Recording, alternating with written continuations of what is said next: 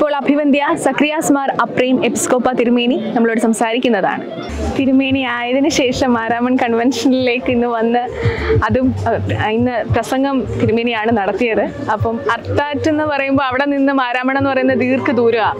അപ്പൊ കുഞ്ഞുനാളിൽ എന്തെങ്കിലും ഒരു ഓർമ്മകൾ ഞങ്ങളോടുമായിട്ട് പങ്കുവെക്കാവോ? ഞങ്ങളുടെ പള്ളിയിൽ നിന്നും നിങ്ങളുടെ സെൻറ്ററിൽ നിന്നുമൊക്കെ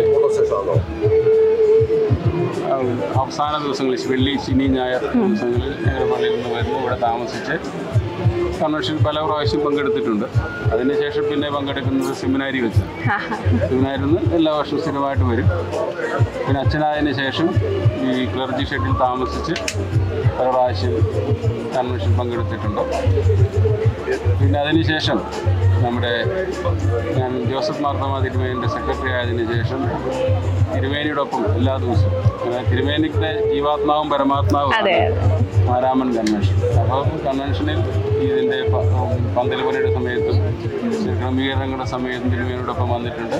പിന്നെ എല്ലാ മീറ്റിങ്ങുകളിലും അന്ന് തിരുമേനിയുടെ അനുധാവനം ചെയ്ത് ഇവിടെ വന്നിട്ടുണ്ട്. പിന്നെ ഫിലിപ്പോസ് മാർ ക്രിസോസ്റ്റം തിരുമേനിയുടെ സെക്രട്ടറി ആയിരുന്ന സമയത്ത് തിരുമേനിയെ സഹായിക്കാനും ഒക്കെ ആയിട്ട് ഇവിടെ വന്നിട്ടുണ്ട്. അങ്ങനെയാണ് ഈ സ്റ്റേജിൽ കയറിയിട്ടുള്ളത്. ഇന്ന് ആദ്യമായിട്ടാണ് ഈ ചെയറിൽ നിൽക്കാനും ഒരു പ്രസംഗം പറയാനൊക്കെ ദൈവവിടയാക്കിയത്. വലിയ ദൈവകൃപയായിട്ട് കാണുന്നു. ഇപ്പോൾ നമ്മളോട് സംസാരിക്കുന്നത് അഭിവന്ദ്യ തിരുമേനിയുടെ ക്ലാസ്മേറ്റ് കൂടിയായ സഭാ കൗൺസിൽ അംഗം കൂടിയായ റവറൻഡ് ഡോക്ടർ ടി ജോൺസൺ അച്ഛനാണ്.